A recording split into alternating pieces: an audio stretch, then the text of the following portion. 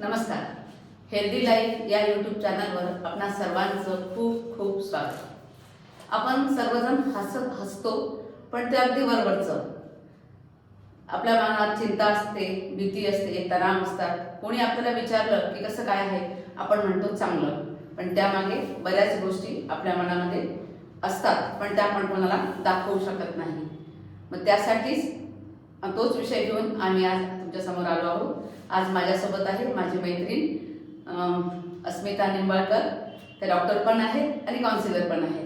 नमस्कार अस्मिता. नमस्कार. तुझं स्वागत आहे आमच्या चॅनलवर. थँक्यू. आणि आज आपण तिला काउन्सिलिंग बद्दल प्रश्न विचारणार आहोत. तर काउन्सिलिंग म्हणजे काय ते सायंटिफिकरित्या आणि तुम्हाला समजतील अशा पद्धतीने आपल्या प्रश्नांची उत्तरं देईल. चला आपण सुरुवात करूया.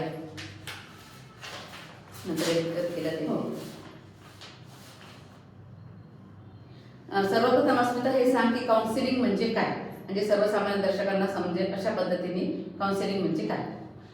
बरेच वेळा कसं असतं ना मॅडम, आपल्याला असं वाटतं काउन्सिलिंग म्हणजे फक्त समजावून सांगणं, कशा पद्धतीने काय करायचं. आणि प्रत्येकाला वाटतं काउन्सिलिंग आम्ही पण सांगतोच की नाही, आपण आपल्या कोणाला काही ना काही समजून सांगतच असतो. पण सर्वात प्रथम आपल्याला हा फरक लक्षात घ्यायला पाहिजे की काउन्सिलिंग म्हणजे समजून सांगणं नाही, तर समजावून घेणं. समोरच्याला समजावून घेणं, त्याची स्थिती समजावून घेणं, मग त्यानुसार त्याला दिशा दर्शवणं हे काउन्सिलरचं काम असतं. म्हणजे हा सगळ्यात बेसिक फरक आपल्याला पहिले लक्षात घ्यावा लागेल की काउन्सिलिंग म्हणजे समजून फक्त सांगायचं नाही, तर आपल्याला पहिले समोरच्याला समजावून घ्यायचं आहे. हा महत्त्वाचा फरक आपल्याला लक्षात घ्यायचा आहे. बरं, दुसरा प्रश्न असा असेल की आजच्या काळामध्ये काउन्सिलिंगची गरज का वाढली आहे. आजची जर आपण लाईफस्टाईल बघितली, तुम्हीही फेस करताय, आम्हीही फेस करतो आहोत, किंवा सगळेजण अगदी लहान मुलांपासून जर वयोवृद्धापर्यंत आपण बघितलं तर प्रत्येकाच्या लाईफमध्ये काही ना काही स्ट्रगल आहे. कुठे ना कुठे ते कुठला ना कुठला स्ट्रगल फेस करताय.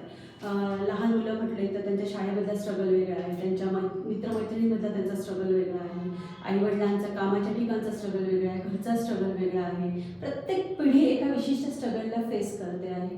आणि आजूबाजूचं जर वातावरण बघितलं आपण तर जे फॅमिली आहे, न्यूक्लिअर फॅमिली झालेली आहे, आई वडील आणि मुलगा, किंवा मुलं परदेशी राहणारे, आई वडीलच इकडे राहणारे, अशा बऱ्याच सिच्युएशन आपण बघतो. मग अशा ठिकाणी की कोणीतरी आवश्यक आहे, आपल्याला समजून घेतलं पाहिजे. दुसरी गोष्ट, बऱ्याच वेळेस आपण लाईफमध्ये स्टक होतो, आपल्याला समजत नाही की आता काय करावं, कसं जावं पुढे.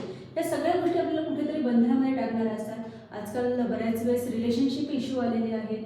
ते रिलेशनशिप आईवडिलांचं मुलांचं असो, की नवरा बायकोचं असो, की सासूचं आणि सुनेचं असो, या सगळ्या नात्यांमध्ये कुठे ना कुठे तणाव निर्माण झालेला आहे. तर अशा वेळेस जर आपण प्रोफेशनल काउन्सिलरची जर हेल्प घेतली तर आपण आपल्या लाईफमध्ये बऱ्याच अर्थाने सहजपणे, म्हणजे कसं आहे की आनंदामध्ये जगण्याचे खूप सारे मार्ग आहेत, पण आपल्याला ते निवडायला पाहिजे. आयुष्य तेच आहे, पण आपल्याला ते हसत पण जगता येतं आणि रडत पण जगता येतं. तर मग आपण जर आपल्याकडे जर पर्याय आहे की आपण हसत आयुष्य जगू शकतो, तर आपण तो पर्याय नक्की निवडायला पाहिजे असं मला वाटतं. बरं, तर पुढचा प्रश्न होता काउन्सिलिंगची आवश्यकता कोणाला, तर त्याचं उत्तर आहे नाही. पुढचा प्रश्न असा असेल, एखाद्या व्यक्तीला कोणती चिन्ह पाहिली की त्याला काउन्सिलिंगची गरज आहे हे कळतं, म्हणजे कोणते लक्षण दिसल्यावर काउन्सिलरची मदत घ्यावी. बरोबर. आपल्याला हे समजलं पाहिजे की केव्हा मी काउन्सिलरकडे जाऊ. हा प्रश्न खरोखर अगदी योग्य आहे की नाही का. आपल्याला पाहिजे की काउन्सिलरची मदत केव्हा घ्यावी. तर कसं असतं की लाईफमध्ये सिच्युएशन्स असतात की स्टक, जसे म्हटलं स्टक सिच्युएशन, थोडा आवाज कमी होईल होते असं वाटतं. एक स्टक सिच्युएशन की जिथे आपण कुठेतरी अडकून जातो. आता मी काय करू, हे करू की ते करू. नंतर बरेच वेळेस रोल चेंज फिनॉमिना असते की एखादी करिअर वुमन असते, ती कधीतरी आई बनते.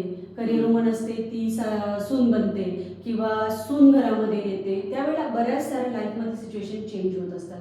त्यावेळी आपल्याला प्रश्न पडतो, कधी कधी नात्यांमध्ये तणाव निर्माण होतो, कधी कधी नातं अशा डोक्याला जातं की त्यात तुटेल की काय अशी भीती निर्माण होते.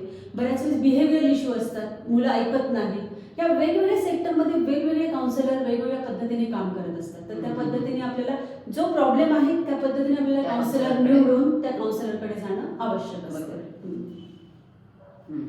माझ्या क्लासमध्ये मध्यंतरी दिवाळीच्या आधी एक मुलगी यायची, म्हणजे ती 39 वर्षाची होती. तर तिला एक मुलगा, दोन मुलं होते मला वाटतं. पण नंतर मग सुट्ट्या झाल्या, मी गावाला गेली, सुट्ट्या झाल्या. 1 डिसेंबरला मी क्लास चालू केली. त्यावेळी तिला मी मेसेज केला की क्लासला येतेस ना. तिचा 2 तारखेला मला रिप्लाय होता, हो मॅडम येते, आणि 10 तारखेला मला कळालं तिने सुसाईड केलं. आत्ता 10 तारखेला या. तर मला असं वाटतं की जर माझ्याकडे तेव्हा आलेली असती क्लासला, कदाचित मी तिला तिचं मतपरिवर्तन करू शकले असते. नेमकं काय झालं काही कळालंच नाही जवाब देतो. अशा वेळी असं वाटतं काउन्सिलिंग तिने जर केलं असतं, हे सगळं सगळ्यात झाली असती तर नक्कीच तिच्या जीवात हे सगळ्यात महत्त्वाचं लक्षण आहे मॅडम. ज्या वेळेला आपल्याला वाटतंय की आता जीवनामध्ये अर्थ उरलेला नाहीये, त्यावेळेला आपल्याला इमिजिएट हेल्प, आम्ही याला इमिजिएट हेल्प म्हणतो, आपल्या सरकारने इमिजिएट हेल्पलाईन नंबर सुद्धा दिलेले आहेत की त्या नंबरवर आपण कॉल करू शकतो. कारण सुसाइडल हा थॉट जो असतो ना, तो काही सेकंदांचा थॉट असतो. त्या सेकंदांमध्ये जर कोणी त्या व्यक्तीला डायव्हर्ट केलं तर कदाचित त्याच्या आयुष्यामध्ये त्याला जे वाटतं ते सिच्युएशन की तिथे काही सोल्युशन नाही, कदाचित त्याला सोल्युशन पुढे जाऊन सापडू शकतात. पण ती वेळ खूप जास्त महत्वाची. ते मनाला लागलं म्हणूनच मी हा विषय निवडला म्हणता. आणि आता पुढचा प्रश्न, आता मी तुम्ही पण गर्भसंस्कारचे, तू पण गर्भसंस्कारचे क्लास घेते, मी पण गर्भसंस्कारचे क्लास घेते. तर गर्भावस्थेमध्ये मानसिक आरोग्य खूप महत्वाचं आहे. ते का महत्वाचं मानलं जातं? कसं आहे, गर्भावस्थेमध्ये जर आपण सिच्युएशन बघितली तर आई आहे, आई बाळाला पोटामध्ये वाढवत असते. तर आपल्या पूर्वकाळापासून आपण बघतोय की गर्भावस्थेमध्ये ज्या पद्धतीने आईचे विचार असतात, ज्या पद्धतीने आईच्या भावना असतात, त्या कुठेतरी जाऊन बाळावरती इम्पॅक्ट होत असतात. आता जर त्याचं सायंटिफिक रिझन बघितलं तर आपल्या लक्षात येतं की ज्या प्रकारच्या आपल्या भावना, त्या प्रकारचे आपले सेरोटोनिन, डोपामिन आपल्या बॉडीमध्ये सेक्रेट आणि हे होत असतात. आणि हे डोपामिन सेरोटोनिन जाणार कुठे आहे? ते शेवटी रक्तामध्ये बाळाकडेच जाणार आहे. त्यामुळे जेवढं आईचं मानसिक आरोग्य चांगलं, तेवढं त्या बाळाची जी वाढ आहे ती निकोप व्हायला मदत होते. त्यामुळे गर्भावस्थेमध्ये जर तुम्ही असे काही इश्यूज फेस करतात आहे, जसं काही तुम्हाला खूप जास्त तणाव वाटतोय, खूप जास्त चिडचिड होते आहे, काय करावं ते सुचत नाही आहे, कशामध्ये सरळ सुगलेलं अजिबातच झोप येत नाही, असे पण प्रॉब्लेम्स आहेत. तर अशा वेळेस तुम्ही नक्की काउन्सिलरची मदत घ्यावी की जेणेकरून तुमचे व्ह्यूज क्लिअर होतील आणि आपण एका आनंदी मार्गावरती जाऊ शकतो. काउन्सिलिंगचं सेशन कसं असतं आणि साधारण त्याला किती वेळ लागतो? त्याच्यामध्ये कोणत्या कोणत्या चर्चा होतात? आता हे बघा, जर आपण काउन्सिलिंग या ह्याच्यामध्ये गेलो तर काउन्सिलिंग प्रत्येक सेक्टर वाईज काउन्सिलिंग वेगळं असतं. काउन्सिलिंगमध्ये थेरपीज आहेत, ज्याच्यामध्ये आपण कॉग्निटिव्ह बिहेवियरल थेरपी म्हणतो, रॅशनल इमोटिव्ह बिहेवियरल थेरपी म्हणतो, नंतर इंटरपर्सनल थेरपीज आहेत, नंतर OCD सारख्यासाठी ERP थेरपीज आहेत. अशा वेगवेगळ्या थेरपीज काउन्सिलिंग सेशनमध्ये असतात. तर आपला इश्यू कोणता आहे, आपला प्रॉब्लेम कोणता आहे, त्यावरनं काउन्सिलिंग सेशन किती होणार आहे आणि कशा पद्धतीने ते चालणार आहे हे डिसाईड केलं जातं. त्याच्यामध्ये वेगवेगळ्या गोष्टी असतात. साधारणतः आपण एक सेशन जर बघितलं तर टेंटेटिव्हली 30, 40, 50 मिनिट्स असे सेशनचे कालावधी असतात. आणि त्या काळामध्ये जी थेरपी असते त्या थेरपीच्या बेस, जसं आपण पहिले चर्चा केली होती की समजावून सांगणं वेगळं आणि काउन्सिलिंग वेगळं. कारण काउन्सिलिंगमध्ये टेक्निक्स आहेत, काउन्सिलिंगमध्ये तुमची थॉट प्रोसेस स्टडी केली जाते, काउन्सिलिंगमध्ये तुमचे इमोशन्स आहेत त्या इमोशन्स स्टडी केल्या जातात, तुमच्या कोणत्या सिच्युएशनमध्ये कोणते इमोशन्स आहेत, कोणत्या गोष्टी आहेत, या सगळ्या गोष्टींचा स्टडी काउन्सिलर करतो. आणि त्या पद्धतीने तुम्हाला तुमचं इमोशनल रेग्युलेशन कसं केलं पाहिजे, तुमच्या जे आपण डिस्फंक्शनल थॉट्स म्हणतो की जे तुम्हाला काहीच करू देत नाही, त्या थॉट्सवर कशा पद्धतीने काम केलं पाहिजे, या सगळ्या गोष्टी काउन्सिलर तुमचा प्रॉब्लेम ज्या वेळेला डिस्कस केला जातो त्यावेळेला काउन्सिलर त्या पद्धतीने ठरवतो आणि तुम्हाला त्या थेरपीचा प्लॅन देतो. ते सेशन कधी 5 सेशन असतात, कधी 10 सेशन असतात, डिपेंड ऑन कसं आहे त्यावरती. आणि सगळ्यात महत्त्वाचं म्हणजे रुग्णाला आपण कोणाला सांगितलं की जा काउन्सिलरकडे जा, त्यांना असं वाटतं, भीती वाटते की हे सगळ्यांनाच माहिती होईल, मग उगाच माझी बदनामी होईल. तर मग हे काउन्सिलिंगचं गोपनीय असतं की लोकांना, कोणाला इतरांना माहिती होतं काय? नाही, हे काउन्सिलिंग सेशन्स पूर्णपणे गोपनीय असतात. इव्हन जो पार्ट आवश्यक नाही आहे तो पार्ट इव्हन त्यांच्या फॅमिली मेंबर्सशी सुद्धा डिस्कस केला जात नाही, अशी गोपनीयता आपण त्याची बाळगत असतो. कारण आणि काही सिच्युएशन्स असतात की जे आपल्याला सगळ्यांशी डिस्कस करावे लागतात फॅमिली मेंबरला, जसं सुसायडल थॉट्स आहेत, सेल्फ हार्मिंग थॉट्स आहेत, अदर्स हार्मिंग थॉट्स आहेत. अशा सिच्युएशनमध्ये आपल्याला त्या पॅरेंट्सला इन्व्हॉल्व करावं लागतं, त्यांना सांगावं लागतं की तुमचा जो बाळ आहे, तुमचा जो पाल्य आहे तो अशा अशा सिच्युएशन्सला फेस करतो आहे. आणि कधी कधी आपल्याला कसं असतं, सपोर्टिव्ह थेरपी पण लागते, फॅमिली थेरपी पण लागते. मग ज्या पद्धतीची थेरपी असते त्या पद्धतीने तुमच्या फॅमिलीला त्याच्यामध्ये इन्व्हॉल्व केलं जातं. पण ऑब्व्हियसली समाजामध्ये हे कुठेच डिस्क्लोज होत नाही की काउन्सिलिंगला येतो, कारण तो सोशल स्टिग्मा आहे आपल्याकडे अजून, त्याच्यामुळे हा इश्यूज येतात. नाहीतर तसा इश्यू त्याच्यामध्ये काही नाही आहे. काउन्सिलिंग तसं हे आहे, काउन्सिलरकडे जायचं जा असं म्हटल्याबरोबर आम्ही काय वेडा झालो का, हा एक प्रश्न असतो पेशंटचा. कारण असं झालेलं आहे आपल्याकडे, सायकॅट्री म्हणजे वेड्यांचा असं डॉक्टर, झालं. काउन्सिलर म्हणजे वेड्यांचा डॉक्टर. आता तुम्ही जर माहिती असेल तुम्हाला, तर एक परफेक्ट फॅमिली म्हणून एक सिरीज आहे, यूट्यूबवरती सिरीज आहे. अच्छा. मस्त ती बेसिकली काउन्सिलिंगवरतीच आहे. हो का? त्याच्यामध्ये अशाच पद्धतीने आहे की त्या फॅमिलीला स्कूलमधनं काउन्सिलरकडे पाठवलं जातं. तर 1-2 एपिसोडमध्ये ते इतके सोशल स्टिग्मामध्ये असतात की बाबा लोक काय म्हणतील, लोक काय म्हणतील, आणि सगळीकडे ते व्हायला लागलं की हे वेड्यांच्या डॉक्टरांकडे चालले, वेड्यांच्या डॉक्टरांकडे झाले. बरोबर. बट ते काउन्सिलरने त्यांना कन्व्हिन्स केलं की हे तुम्ही कोणासाठी करता, बरोबर आहे. हे तुम्ही तुमच्या फॅमिली मेंबरला सपोर्ट करण्यासाठी. मग तुमच्यासाठी who is important, your family member is important की बाजूचे लोक इम्पॉर्टंट. बरोबर. मग त्यानुसार आपल्याला ती गोष्ट डिसाईड करायची हो. असं. सततची स्पर्धा असेल, सोशल मीडियाचं दडपण असेल आणि कामाचा ताण असेल, हे आपल्या मानसिक आरोग्यावर कसा परिणाम करतात? आमच्या सायकोलॉजीमध्ये एक HPA ॲक्सिस म्हणून आम्ही खूप जास्त त्याला हे करत असतो. That is the hypothalamus pituitary adrenaline axis. जेव्हा तुमची थॉट प्रोसेस खूप जास्त स्ट्रॉंग चालते किंवा तुम्ही जेव्हा खूप थॉट्स याच्यामध्ये असतात, खूप जास्त विचारात किंवा तणावामध्ये असतात, त्यावेळेला आपण जर हे केलं असेल, आपल्याला जर थोडं आपल्याला हे असेल की आपण नेहमी हे शब्द वापरतो, flight, fright and freeze situation. That is the HPA ॲक्सिसचे ॲक्टिवेशन ज्या वेळेला होतं, आणि ह्या सगळ्या सिच्युएशन्स आहे ना तो ॲक्सिस ॲक्टिवेट करतो.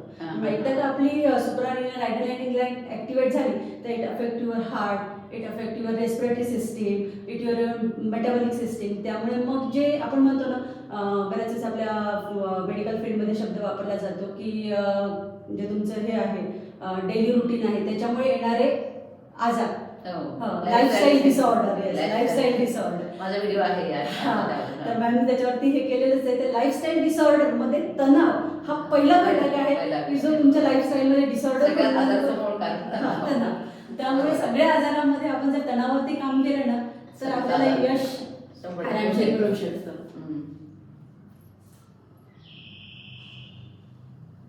आता महिलांमध्ये बराच वेळा गिल्ट असतं की मी म्हणजे कुटुंबाला वेळ देऊ शकत नाही. जे नोकरी करतात त्यांना वाटतं किंवा मी जॉब करते, माझ्या मुलांकडे लक्ष नाही.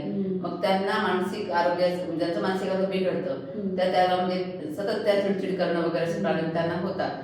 त्यांच्या मानसिक आरोग्यावर याचा कसा परिणाम नाही मग या त्यांच्या मानसिक आरोग्यासाठी आपल्याला काउन्सिलिंगची मदत घेता येईल का? याच्यामध्ये एक टेक्निक आहे, त्याची आपण रॅशनल इमोटिव्ह बिहेवियर थेरपी म्हणतो. कारण इथे आपली इमोशनल डिस्टर्बन्स खूप जास्त होतो की आपल्या ज्या भावना आहे आपल्याला एकीकडे ओढत असतात आणि आपल्याला जो जबाबदार आहे ते आपल्याला एकीकडे ओढत असतात. म्हणजे कुठेतरी आपण काय म्हणू शकतो की भावना आपल्या हे व्हायला लागतात, आपण कुठेतरी त्या द्वंद्वात अडकतो की काय करायचं काय नाही करायचं. बॅलन्स करता आलं पाहिजे. मग बॅलन्सिंगच्या टेक्निक्स असतात त्या आपल्या या REBT मध्ये ज्या थेरपी आहे त्या थेरपी सेशनमध्ये, त्या विशेषतः आपण या महिलांना सांगतो व्हॉट इज युअर गोल, तुमचं गोल काय. एक रुटीनली मी एक प्रत्येक पेशंटला शब्द वापरत असते की every choice is a prize and price. If you choose something you have to pay for this and you will get something from that. म्हणजे तुम्ही ज्यावेळेला एखादी गोष्ट निवडताय तर मग तुम्हाला फक्त मिळणार नाहीये, काहीतरी द्यावं लागेल. तर ही मानसिकता जेव्हा आपण डेव्हलप करतो ना त्यावेळेला आपला हा गिल्ट कमी व्हायला आपल्याला मदत होते. बरोबर आहे. प्रत्येकाने आपलं मानसिक आरोग्य चांगलं ठेवण्यासाठी काय केलं पाहिजे? याच्यामध्ये मानसिक आरोग्यामध्ये प्रॉब्लेम काय होतो माहितीये का, की नाही का आपल्याला नेहमी असं वाटतं ना आपण दुसऱ्यांवर काम करा, हा चुकतोय तो चुकतोय, तोच मला चिडवतो, मग त्याने राग आणून दिला. आपण चिडतो, राग आपल्याला येतो, आपण त्याला म्हणतो त्याने मला चिडवलं, राग आणून दिला. त्याने दिलं, मी घेतलं काय, हा महत्वाचा मुद्दा आहे ना. मी नेहमी याच्यासाठी ना क्रिकेटचं उदाहरण देत असते. बॉलर टाकणारा बॉल टाकतोय पण खेळणं याच्या हातामध्ये आहे ना. त्याच बॉलवरती तुम्ही आउट होऊ शकता, त्याच बॉलवरती तुम्ही 6 पण मारू शकता. बरोबर आहे की नाही. मग शेवटी खेळायचं कोणाला आहे, आपल्याला. समोरून काय येतं हे आपल्या हातात नाही, पण ते कसं डील करायचं हे तर आपल्या हातामध्ये, ते आपल्याला शिकावं लागणार आहे, ते आपल्याला आपल्यामध्ये आणावं लागणार आहे. की आपल्याला आपण म्हणतो acceptance level, acceptance of self, acceptance of other आणि ऍक्सेप्टन्स ऑफ वर्ल्ड. ह्या गोष्टी ज्यावेळेला आपण आपल्यामध्ये आणतो, आपल्याला वाटतं यांनी बदलावं त्यांनी बदलावं, पण आपण ज्यावेळेला म्हणतो they are factor beyond control. त्यांना जेव्हा इच्छा तेव्हा ते बदलतील, पण माझ्या हातामध्ये काय, मला बदलणं. त्यामुळे आपण जेव्हा स्वतःवर काम करू ना त्यावेळेला नक्की आपला तणाव कमी होईल. बरोबर, एकदम बरोबर सांगितलं. आणि यात बऱ्याच जणांना सतत नकारात्मक विचार येत असतात, पॉझिटिव्ह थिंकिंग अजिबातच करत नाहीत काही जण. मग हे नकारात्मक विचार कसे कमी करतात, त्यासाठी काही आहे का टेक्निक किंवा? हो, याच्यामध्ये पण आता याला आपण थॉट प्रोसेस, जसं मी तुम्हाला हां. कॉग्निटिव्ह बिहेवियर थेरपी, याच्यामध्ये म्हणतो आपण चष्मा. तर हम्म. रुटीनली उदाहरण दिलं जातं, अर्धा ग्लास भरलेला, अर्धा ग्लास रिकामा. हे कॉमन कोण कसं उदाहरण बघतं त्या आपण ग्लासकडे? हां, कोण त्या ग्लासकडे, म्हणजे इथे काय, इट इज अ कॉम्बिनेशन. हम्म. आपण काय करतो नेहमी, ऍक्शन रिॲक्शन, ऍक्शन रिॲक्शन. हम्म. कधी आपण ऍक्शनला रिस्पॉन्सकडे नेऊया, आपलं हो. कॉग्निशन ऑन करूया. एकदा का आपलं कॉग्निशन ऑन झालं तर काय होतं की आपला विचार करण्याचा दृष्टिकोन बदलायला सुरुवात होते. आणि जेव्हा आपण हॅबिच्युअली त्या नवीन पद्धतीने विचार करतो त्यावेळेला आपली जुनी विचारसरणी मागे पडते आणि नवीन विचारसरणी डेव्हलप होते. म्हणजे आपण याला काय म्हणतो, आम्ही याला न्यूरो पाथवेज म्हणतो, की आपल्या एका एक्सपिरियन्सने आपण एक न्यूरो पाथवेज डेव्हलप केलेले असतात. पण ज्यावेळेला आपण हे नवीन हॅबिच्युएशन घेतो, नवीन गोष्टी घेतो, तेव्हा न्यू न्यूरो पाथवेज डेव्हलप होतात आणि ते आपल्याला हे नकारात्मक विचार कमी करायला मदत करू शकतात. नाही, एकदम छान. आता काउन्सिलिंग शिवाय कोणा म्हणजे सगळ्यांना हेल्दी राहावं असं वाटतं. मग त्या हेल्दी राहण्यासाठी म्हणजे काउन्सिलिंगची गरजच पडू नये, त्यासाठी म्हणजे काय करावं आधी? महत्त्वाचं असं ना मॅडम, की आपण म्हणतो की नाही का मला पॉझिटिव्ह विचारच नाही, म्हणजे निगेटिव्ह विचारच नाही करायचा, निगेटिव्ह, मला नेहमी पॉझिटिव्ह राहायचं, मी पॉझिटिव्ह राहायचं. खरंच आहे ना मॅडम, पॉसिबल आहे का? If there is negative then there is positive. कुठेतरी निगेटिव्ह असेल त्याच पॉझिटिव्ह. सगळे पॉझिटिव्ह असल्यामुळे तुम्हाला रोज गोडच जेवण दिलं तर होईल का मॅडम? जेवण जाईल का तुम्हाला? नाही. मग आपण कसं जेवणामध्ये सगळे रस घेतो, तसं आपल्या जीवनामध्ये सगळे रस असतात. फक्त इथे जे मी म्हटलं तुम्हाला ऍक्सेप्टन्स, हा ऍक्सेप्टन्स महत्वाचा आहे. कधी जर मला निगेटिव्ह विचार आला, कधी जर माझ्या आयुष्यात दुःख झालेलं आहे, तर मला तो ऍक्सेप्टन्स लेवलला विचार मला ठेवावा हा आहे, येऊ शकतं, असं होऊ शकतं. समजा बऱ्याच जणांना नाही का असं असतं की मी चुकलोच नाही पाहिजे, आय एम ऑलवेज राईट, असं झालंच पाहिजे, मग असं झालं तर कसंच झालं. अरे वी आर ह्युमन बिईंग, आपण चुकू शकतो. तो ऍक्सेप्टन्स लेवल आपल्याला डेव्हलप करावा लागेल. ते दुसरी गोष्ट आपल्याला मदत करते, दॅट इज रेग्युलर आपण एक्सरसाइज करतो आहोत, रेग्युलर आपण काही आपल्या हॉबीज हे करतो आहोत. हे रेग्युलर एक्सरसाइज, ह्या हॉबीज आपल्यामध्ये सेरोटोनिन सिक्रेट करतं, आपल्यामध्ये डोपामिन सिक्रेट करतं आणि ते आपल्याला आपली पॉझिटिव्हिटी वाढवायला मदत करतं. प्राणायामची मदत होत असेल, मेडिटेशनची मदत होत असेल, प्राणायामाची मदत होते, मेडिटेशनची मदत होते. फक्त काय होतं मॅडम की लोक म्हणतात आम्ही मेडिटेट करतो, पण ज्या वेळेला तुमच्या डोक्यामध्ये विचारांचं खूप जास्त चक्र असतं ना, त्यावेळेला तुम्हाला मेडिटेशन अवघड होतं. मग त्यावेळेला आपण काय म्हणतो, तुम्ही थोडं फिजिकल एक्सरसाइज करा. जास्त मेडिटेशन केलं जातं ते 5 मिनिट 10 मिनिट, तो सराव वाढवावा लागतो, रोज सातत्याने करावं लागतं तर त्याचे रिझल्ट मिळतील. 1-2 दिवस 8 दिवस करून मेडिटेशन घेतलं, वर्षानुवर्ष केलं तर त्याचा फायदा होतो. पण ज्यावेळेला तुमच्या डोक्यामध्ये खूप जास्त विचार सुरू, म्हणजे जेव्हा तुम्ही डिस्टर्ब कंडिशन मध्ये आहात तेव्हा तुम्हाला मेडिटेशन नाही करत, तेव्हा तुम्हाला फिजिकलवर कॉन्सन्ट्रेट करावं लागतं. जेव्हा तुम्ही फिजिकल एक्सरसाइज करतात त्यामुळे तुमची म्हणजे शरीर स्थिर व्हायला लागतं. शरीर स्थिर झालं की मन स्थिर व्हायला लागतं. आता हे तुम्हाला जास्त माहिती मॅडम माझ्यापेक्षा. आणि मग काउन्सिलिंग, समजा मला काउन्सिलिंगची गरज पडली तर मी कमजोर आहे का, माझं खूप काही चुकतं आहे का, असं काही आहे का? बऱ्याच जणांना वाटतं. आता परवाच माझ्याकडे एक मुलगा आला होता, एक 30 वर्षाचा मुलगा होता.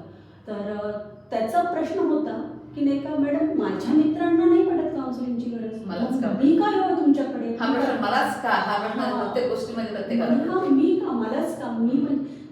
तर त्याला मी हे म्हटलं की फक्त असं काय झालं माहिती का, कसं असतं, प्रत्येकाची अपब्रिंगिंग वेगळी असते, प्रत्येकाचा थॉट प्रोसेस वेगळी असते, प्रत्येकाचा टॉलरन्स म्हणतो आम्ही, स्ट्रेस टॉलरन्स, तो वेगवेगळा असतो. मग ज्या पद्धतीने त्याचा स्ट्रेस एखादी सिच्युएशन नाही हँडल करू शकत. मी जसं म्हटलं की ऍक्सेप्टन्स, इथे ऍक्सेप्टन्स काम करतो की नाही, मला या सिच्युएशनला डील करता येत नाही आहे, त्यामुळे मला अजून डाऊन जाण्यापेक्षा माझ्या हातामध्ये काय, मी कोणाची मदत घेतो.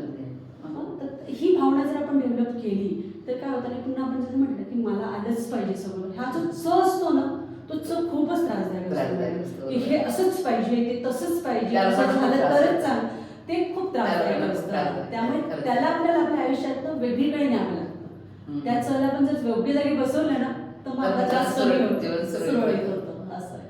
बरं, आणखी एक महत्वाचा प्रश्न, काउन्सिलिंग आणि सायकियाट्री यामध्ये काय फरक आहे? सायकॅट्री म्हणजे जे आपण म्हणतो की सायकोलॉजिकल डिसऑर्डर्स आहेत, तर सायकोलॉजिकल डिसऑर्डर मोस्टली 2 प्रकारचे असतात. एक असतो न्यूरोसिस असतो, एक असतो सायकोसिस. सायकोसिस म्हणजे त्यांचं अगदी आपल्या साध्या भाषेत म्हणायचं तर स्थळकाळ वेळेचं भान ज्याचं गेलेलं आहे तो सायकोटिक पेशंट असतो. आणि ज्याला स्थळकाळ वेळेचं भान आहे still he has a some features, की जसे डिप्रेसिव्ह फीचर्स आहे, आहे, नकारात्मकता आहे किंवा आयुष्यामधला हे गेलेलं आहे, तर असा हा प्रकार असतो. त्याच्यामध्ये कसं असतं की नाही का काही वेळेस आपल्याला सायकोसिस तर फुल्ली ट्रीटेबल, त्याला आपल्याला मेडिसिनच द्यावी लागतात. तिथे आपल्याला फक्त फॅमिली एज्युकेशन, वेगवेगळे सायको एज्युकेशन करा, मेडिसिनचा इम्पॉर्टन्स सांगा, इथपर्यंत आपल्याला पेशंटला इन्साईट डेव्हलप करा, म्हणजे त्याच्या आजाराबद्दल माहिती द्या, इथपर्यंत आपल्याला घेऊन जावं लागतं. आणि हे जे आहे जे म्हटलं तुम्हाला न्यूरोसिस असतात, याच्यामध्ये बरेच असे असतात की कधी कधी विथ मेडिसिन याला काउन्सिलिंग, म्हणजे विथ काउन्सिलिंग कधी मेडिसिन लागतं, कधी विथ मेडिसिन काउन्सिलिंग लागतं. अशा दोन गोष्टींबरोबर ते चालत राहतं आणि ते ट्रीट होतं. काही डिसऑर्डर्स असे असतात की ज्या खूप अर्ली स्टेजवरती आहे, खूप जास्त अजून डिप्रेसिव्ह थॉट्स नाही आहे, ते काउन्सिलिंगमुळे, विशेषतः जे कन्व्हर्जन डिसऑर्डर असतात, कधी कधी आपण म्हणू शकतो इंटरपर्सनल रिलेशनशिप्स डिस्टर्ब झाल्यामुळे आलेले जे प्रॉब्लेम्स असतात, तणाव असतात, ते ज्यावेळेला आपण त्या पर्सनल रिलेशनशिपवरती काम करतो त्यावेळेला ते आपोआप हळूहळू कमी व्हायला सुरुवात होते. बरं, आजकाल मुलांमध्ये जे व्यसन लागलं आहे मोबाईल बघण्याचं, तर ते काउन्सिलिंग करून कमी होऊ शकतं का? अगदी सध्या माझ्या क्लासमध्येच एक जण येते, हां. तर तिच्या नातेवाईकांना हा प्रॉब्लेम आहे, ती बराच फेस करते कुटुंबामध्ये हे, तर काउन्सिलिंगची त्याला मदत होईल का? अगदी त्याला काउन्सिलिंगची मदत होऊ शकते. आपण नाही का म्हणजे म्हटलं तुम्हाला बिहेवियरल थेरपीमध्ये काही टेक्निक्स असतात, जसं टोकन इकॉनॉमी आहे आणि अजून काही टेक्निक्स आहेत, पॉझिटिव्ह रिइन्फोर्समेंट आहे, निगेटिव्ह रिइन्फोर्समेंट आहे.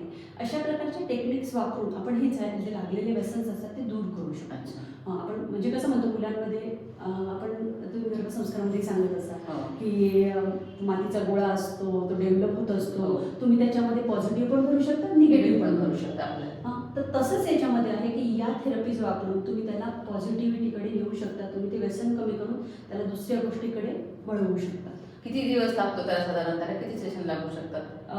ते डिपेंड असतं तो की किती तो किती तो याच्यामध्ये आहे. समजा एक मुलगा आपण गृहीत धरू की एक मुलगा समजा 12 तास मोबाईल बघतो, त्याला तुम्ही एकदम झिरोवर नाही नेऊन ठेवू शकत. त्याला तुम्हाला ते ग्रॅज्युअली, आणि एक मुलगा समजा 3 तास बघतो, तर त्याला तुम्हाला आरामशीर अर्धा तासावर 15 मिनिटावर आणणं सोपं असतं. तर डिपेंड आहे की तो कुठल्या सिच्युएशन मध्ये आहे आणि कधीपासून आहे त्याच्यावरती त्याला ट्रीटमेंट किती लागणार आहे. ड्युरेशन पण महत्वाचं आहे की समजा 5 वर्षापासून तो त्याच्यामध्ये असेल, तुम्हाला मग त्याला वेळ द्यावा लागेल. आणि समजा की नाही आत्ताच लागलेला आहे तर तुम्ही लवकर त्याला बाहेर काढू शकता. तुम्ही एक डॉक्टर पण आहात, एक काउन्सिलर पण आहात, तर महिलांना आणि दर्शकांना काय संदेश द्याल?